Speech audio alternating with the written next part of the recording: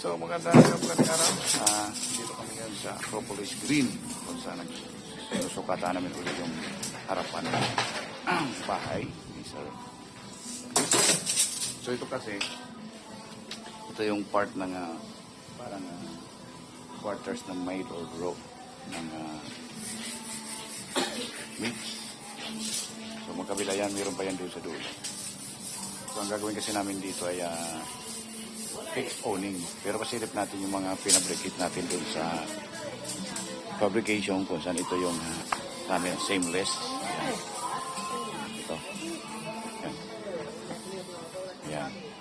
Ito yung yan na inarid-series yan, sliding window. Pero seamless yung dito.